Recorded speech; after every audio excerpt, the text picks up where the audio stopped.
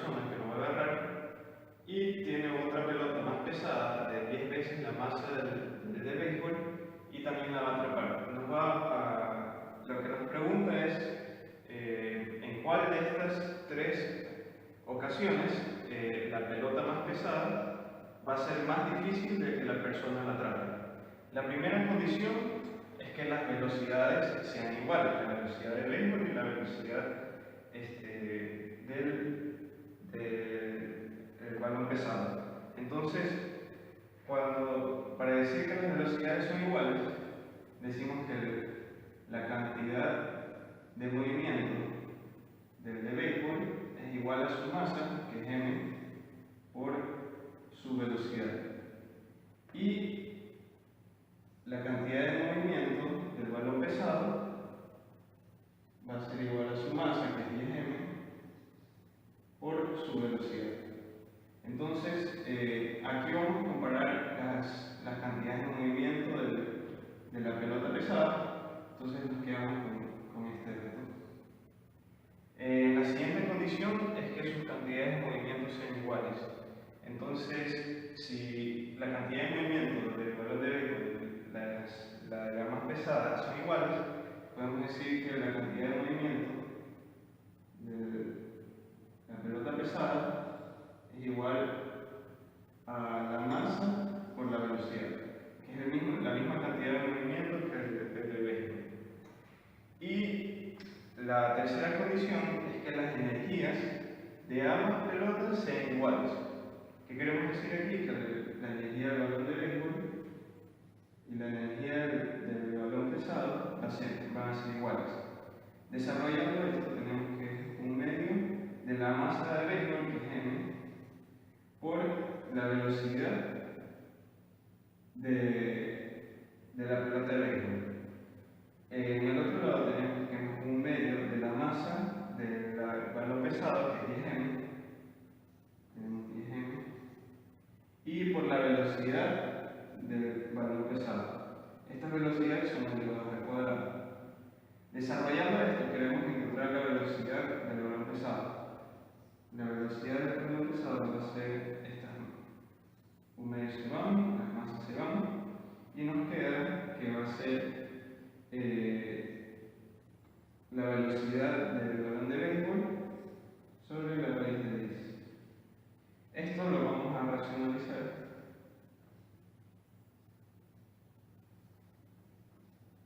Y bueno, esto se va. Y nos queda que la velocidad del balón pesado es la velocidad del balón de béisbol es de 10 sobre 10. Bueno, ahora teniendo esto, vamos a calcular su cantidad de movimiento. Su cantidad de movimiento va a ser igual a la masa, que es 10m por la velocidad del balón pesado, que es el balón de béisbol.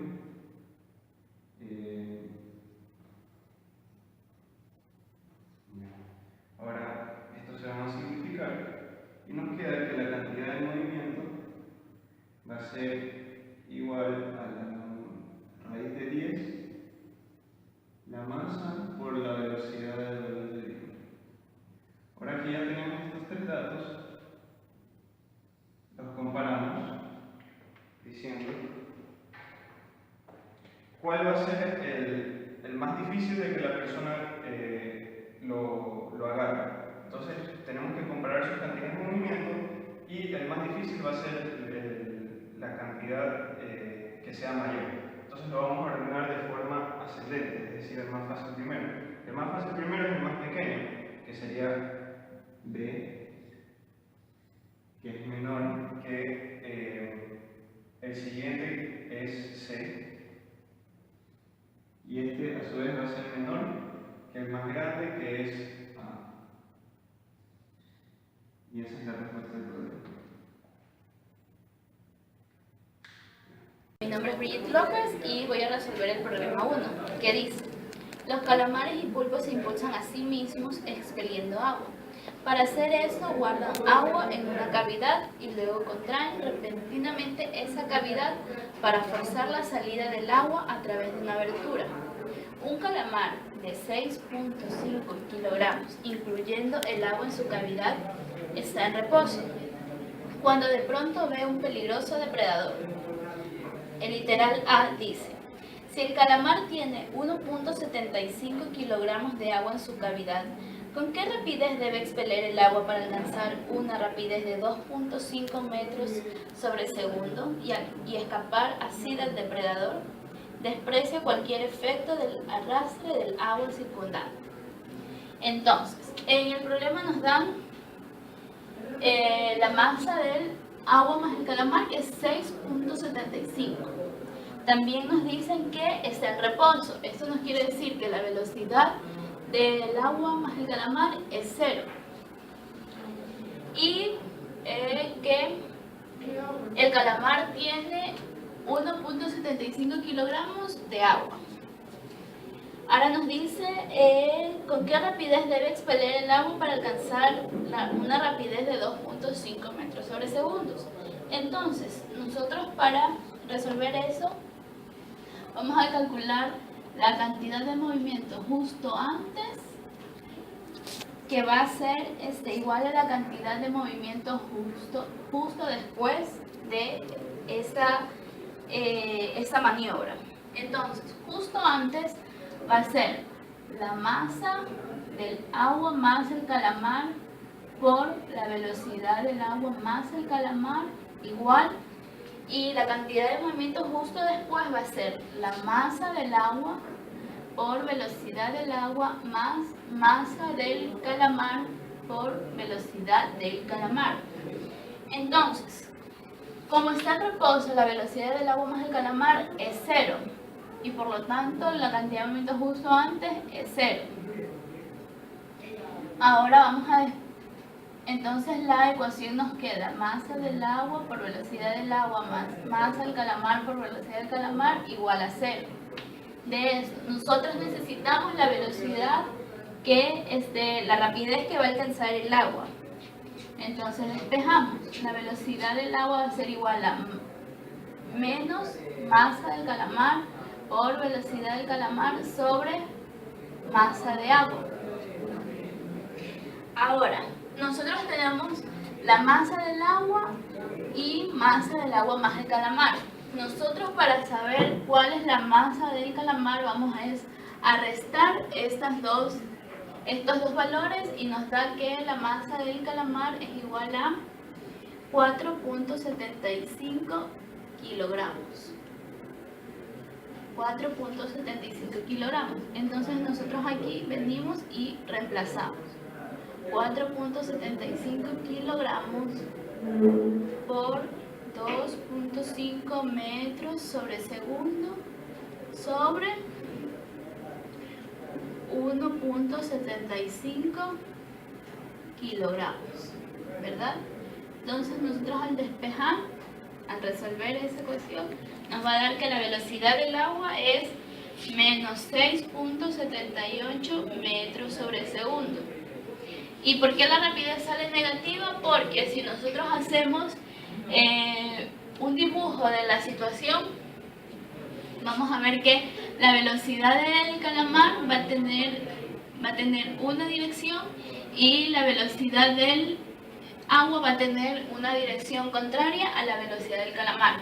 Este signo lo único que nos indica es la dirección que va a alcanzar la rapidez del agua.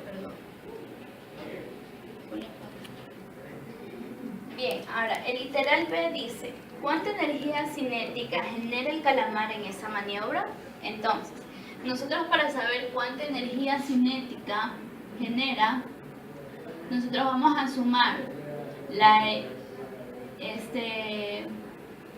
energía cinética del agua más la energía cinética del calamar.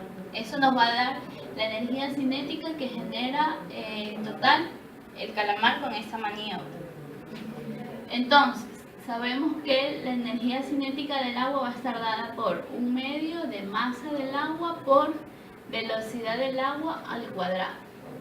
Y la energía cinética del calamar va a estar dada por 1/2 de la masa del calamar por velocidad del calamar al cuadrado. Como tenemos todos los datos, la velocidad del agua es menos 6.78 metros sobre segundo. Como tenemos todos los datos, lo único que nosotros vamos a hacer es reemplazar y despejar. Masa del agua es igual a 1.75. La velocidad del calamar es menos 6.78 al cuadrado más 1/2 de la masa del calamar, que es 4.75, y la velocidad del calamar, que es 2.5 al cuadrado. Entonces, aquí tenemos una rapidez negativa, pero como va a ser elevada al cuadrado, se va a hacer positiva. Y nosotros, a lo que sacamos ese valor, nos va a quedar 55.06 joules. Y esta es la energía cinética que genera en total el calamar. El problema 2 dice: en un plano inclinado de ángulo 60 grados y la masa m de 3 kilogramos, en reposo sobre una superficie horizontal lisa. Supongamos que se sitúa un bloque de masa m1 en la parte superior del plano inclinado y se permite que se deslice hacia abajo. Suponiendo que el contacto entre el bloque y el plano es liso, calcular la velocidad v del bloque en relación al plano inclinado en un instante subsiguiente en que el plano se desplaza hacia la derecha a una velocidad de 0.5 metros sobre segundo. Bueno, para empezar tenemos que este ejercicio se resuelve por cantidad de movimiento.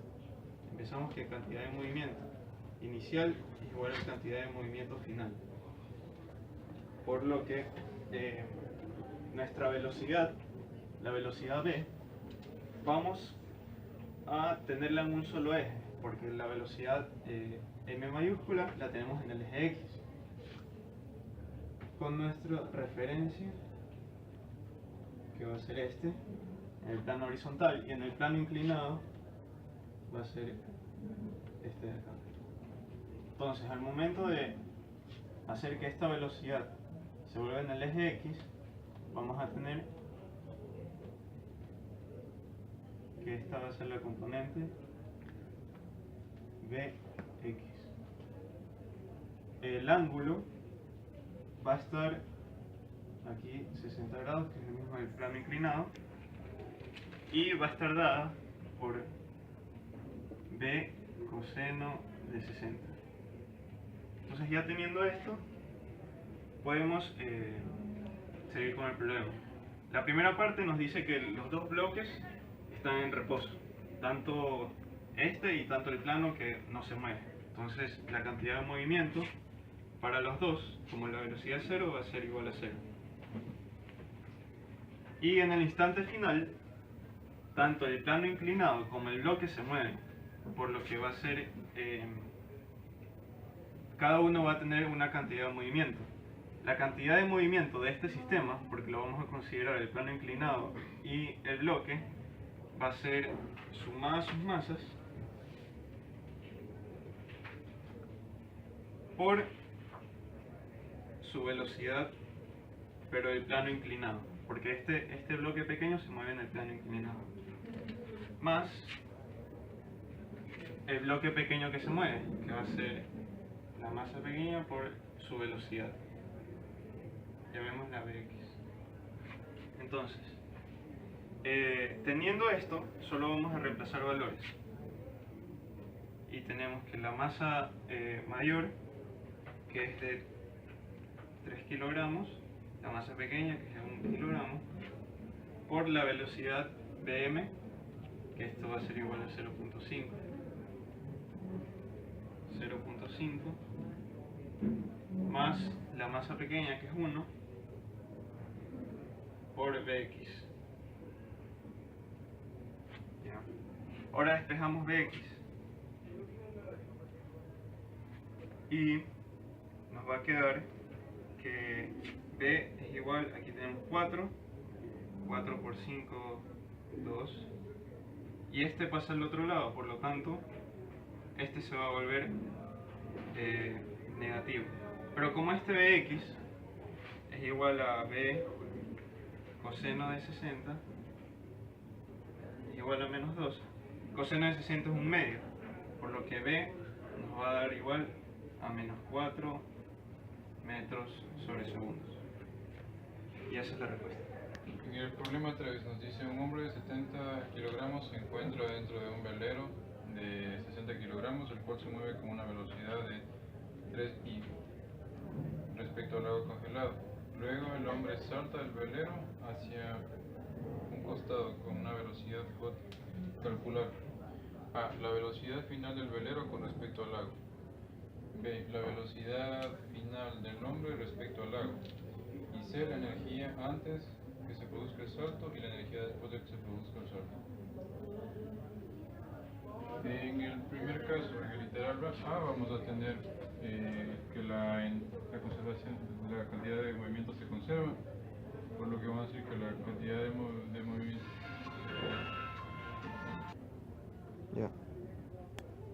En el problema 3 nos dice: un hombre de 70 kilogramos se encuentra dentro de un velero de 60 kilogramos, el cual se mueve con una velocidad 3i respecto al agua congelado.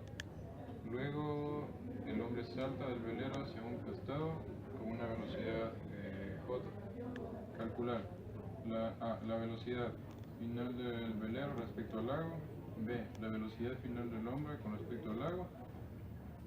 Y C. La energía del sistema antes que se produzca el salto y la energía después del salto. Y determinar si hubo pérdida de energía. En el literal A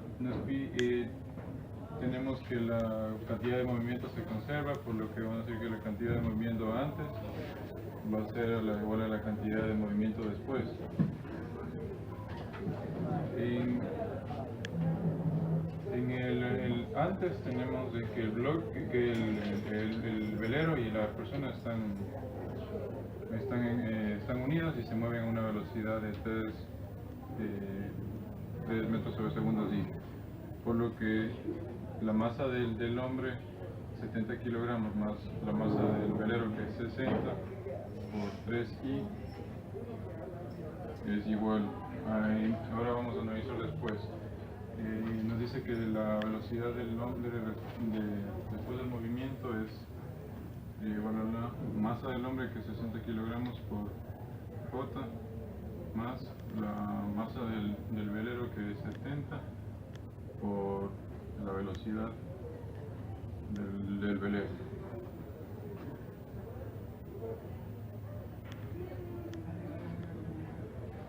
Esto tenemos que es 390i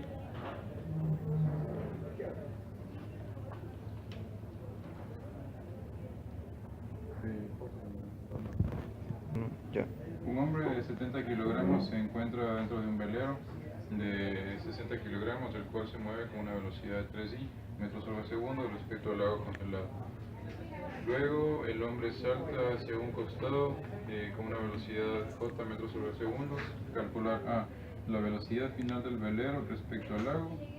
B. La velocidad final del hombre respecto al lago. Y C. La energía del sistema antes que se produzca el salto y la energía del sistema después de que se produzca el salto. Tenemos que en el literal A la cantidad de movimiento se conserva, entonces vamos a decir que la cantidad de movimiento antes va a ser la sumatoria de las masas en conjunto del hombre y el velero por la velocidad en la que se mueven los dos, que en este caso sería 60 más 70 por 3i, que sería igual a la velocidad del hombre por su masa, sería 70 j más la velocidad del bote por 60 por su masa. Entonces tenemos que es 390i menos 70j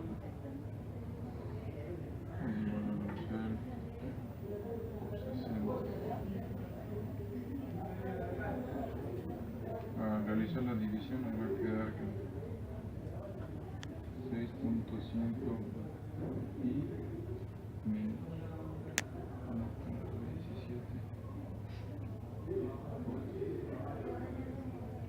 Esta será la velocidad del bote y su magnitud será 6.60 metros sobre segundo. Y en el literal B nos dice la velocidad final con la que se mueve la persona respecto al bote. En este caso tenemos que se mueve con una velocidad de metros sobre segundo. Ya, en el literal C nos pide encontrar la variación de la energía cinética.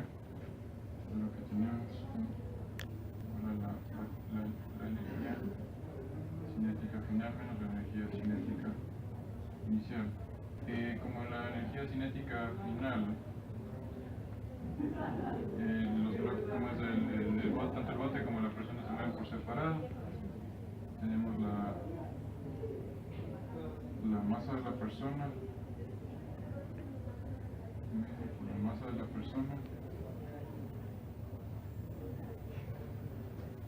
por su velocidad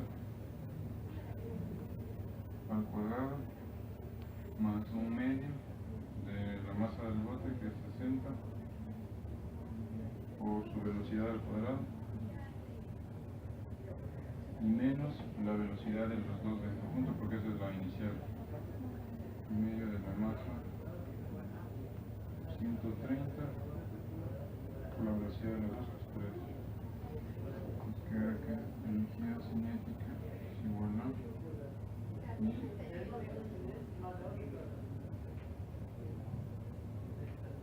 Entonces sale que la energía cinética, la variación de la energía cinética es 756.8 joules. Esta sería la energía que se pierde durante el movimiento. Y podemos comprobarle como la energía cinética antes, que sería igual a un medio de la masa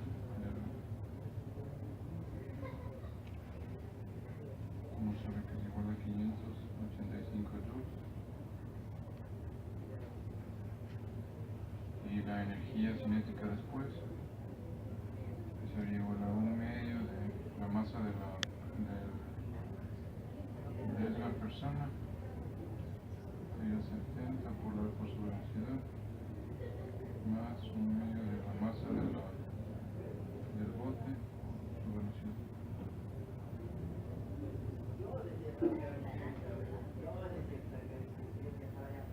Nos queda que es igual a 1800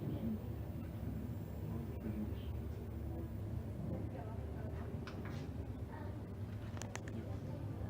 Buenas tardes, mi nombre es Gabriela Aro y yo voy a explicar el problema número 4, el cual postula. Un proyectil se lanza con una rapidez de 30 metros sobre segundo con un ángulo de 30 grados respecto al horizontal. A los 2 segundos explota en dos partes iguales. Medio segundo después de haber explotado, una de las partes cae justo a la mitad del alcance que este cuerpo hubiese alcanzado si ésta no hubiese explotado. Determinar la posición del segundo pedazo justo en el instante que el primero llega al suelo. Y la C y B, la energía cinética del proyectil justo antes de explotar y compararla con la energía cinética que tiene este cuerpo después de explotar. Para resolver este problema procedemos a basarnos en nuestros datos conocidos, es decir, la posición máxima del proyectil que hubiese alcanzado si no hubiese explotado. Para esto utilizamos la velocidad y el ángulo que nos postula el problema, el cual nos da un resultado de 79,53 metros. El problema enuncia que este es el alcance máximo, pero el alcance máximo de la primera mitad del índice de masa medios es igual a la mitad del alcance que hubiese alcanzado si no hubiese explotado. Es decir, que para obtener esta posición máxima dividimos esto para 2, obteniendo así el alcance máximo, pero de la partícula 1, que sería igual a m medios. Así que obtenemos un valor de 39,77. Esta posición sería esta posición. Bueno, como el problema en sí, la literal A nos pide la posición de la partícula 2, es decir, de la otra mitad del cuerpo que ha explotado, procedemos a escribir nuestro centro de masa del sistema. Para continuar con la resolución del problema, procedemos a sacar el centro de masa del sistema. Para esto necesitamos la posición del centro de masa en las coordenadas X y Y. Como es una caída libre, podemos utilizar la fórmula de movimiento rectilíneo uniforme para poder obtener esta posición, que sería la posición en X de la primera partícula. Entonces despejamos esa posición y tenemos nuestra velocidad, obviamente en X, que sería multiplicada por el coseno de 30, y el tiempo total de vuelo, que es postulado en el problema, ya que nos dice que la partícula 1 topa el suelo 2 segundos y medio después de que la partícula total explotó. Así que procedemos a hacer estos cálculos y obtenemos un valor de 64.5.95.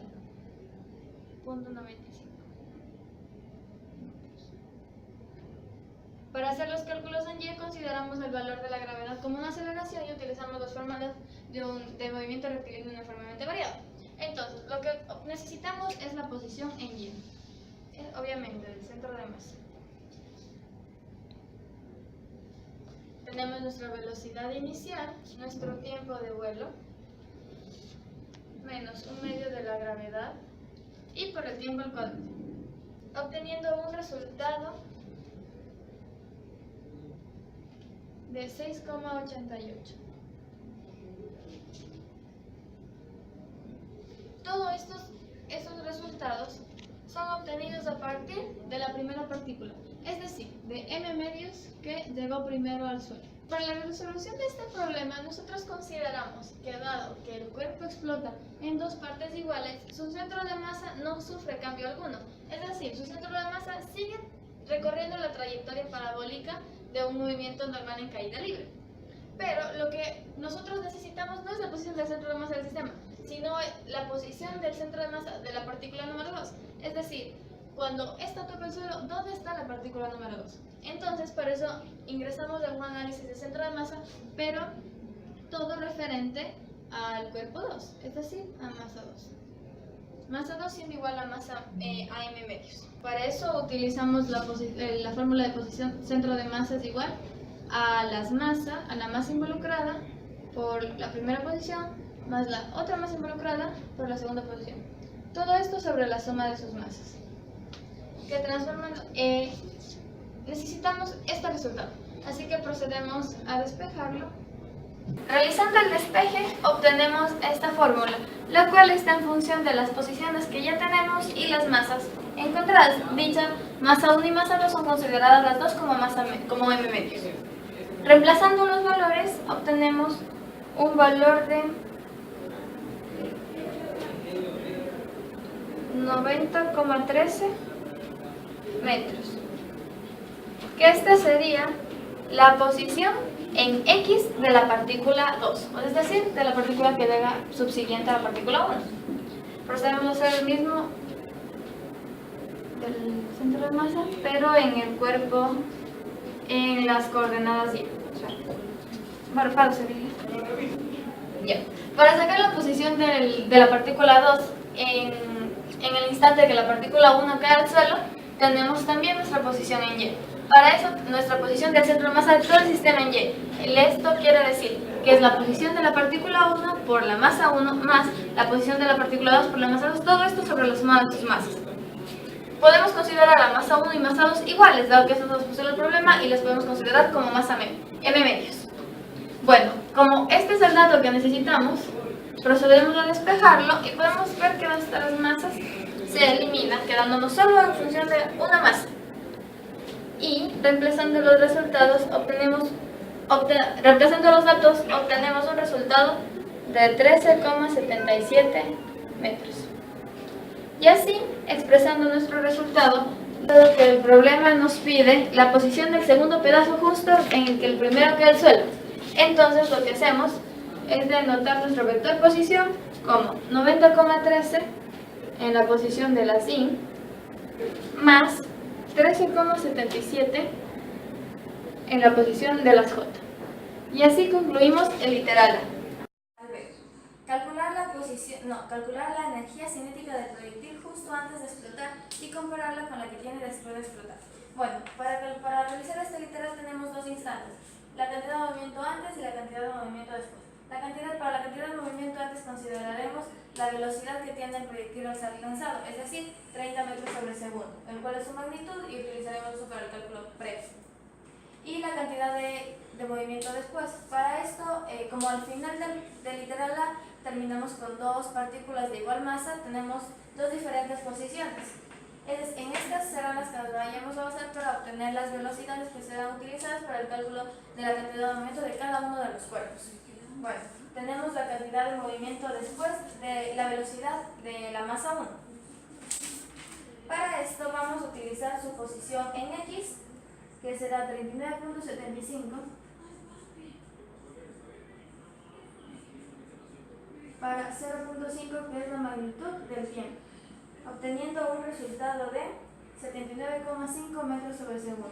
Y tenemos la velocidad en Y, ya que tenemos nuestra coordenada 0, la velocidad en Y nos daría 0 metros sobre segundo. El cálculo de la velocidad con la masa 2. Pues, tenemos nuestra velocidad en X, que es su posición en X, para el tiempo determinado en ese instante, que sería un resultado de 180.5 metros sobre segundo. Y en velocidad en Y, 13,76 para 0.5, que sería la variación del tiempo, obteniendo así un resultado de 27.75. Bueno, como para el cálculo de la cantidad de movimiento necesitamos la velocidad total, por medio de Pitágoras procedemos a obtener las velocidades totales de la masa 1, que es igual a 79.5 metros sobre segundo, y la velocidad total de la masa 2, que es igual a 182.59. Previo a la obtención de las velocidades, procedemos a utilizar la fórmula de cantidad de movimiento en el instante antes de que explote. Tenemos un medio de la masa, que en este caso sería m, dado que siempre que m sea igual a la suma de las dos masas, dado que el problema nos postula que esta masa que explota se divide en dos masas iguales. Entonces tenemos un medio de la masa por la velocidad, ya que cogimos el instante en el que la partícula sale despedida, son 30 metros sobre segundo, obteniendo así un resultado de 450 metros sobre segundo.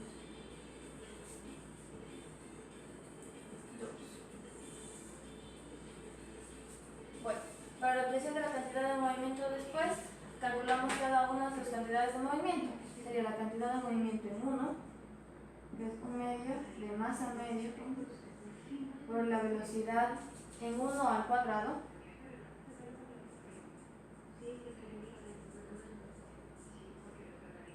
que nos da un resultado de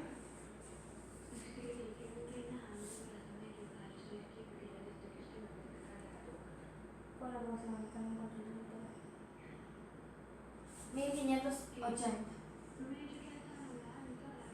joules, y la constante 2, que es igual a un medio, la cantidad de movimiento del cuerpo 2, un medio de la masa 2 por la velocidad en 2, que es 182.59 metros sobre segundo. Todo esto elevado al cuadrado, obteniendo así un resultado de 8.335 joules.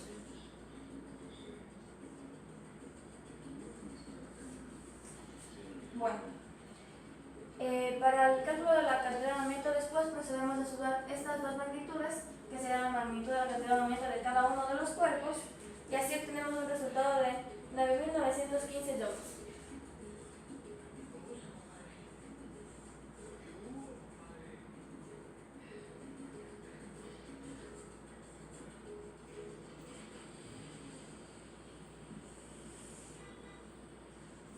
Así podemos proceder a comparar la cantidad de movimiento antes de la explosión y inmediatamente después de la explosión. Para esto utilizamos, teniendo en cuenta que la masa se volvió una constante dado que no nos presentan el valor de dicha masa en el problema, así que procedemos.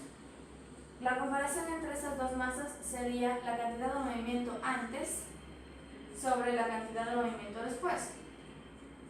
Así que obtendríamos 450 masa mayor, siendo esto igual a masa medios, 2 veces masa medios, y la cantidad de movimiento después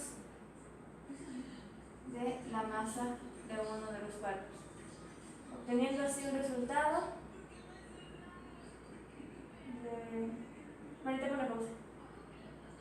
Obtenido los valores de la cantidad de movimiento en el instante antes y en el instante después de la explosión, podemos compararlas y darnos cuenta que la cantidad de movimiento después de la explosión aumenta en relación a la cantidad de movimiento antes. Eso quiere decir que cada uno de los cuerpos sufrió un aumento de velocidad, ya que las masas serían una constante en este caso. Y bueno, de la comparación obtenemos los resultados 0,022. Gracias.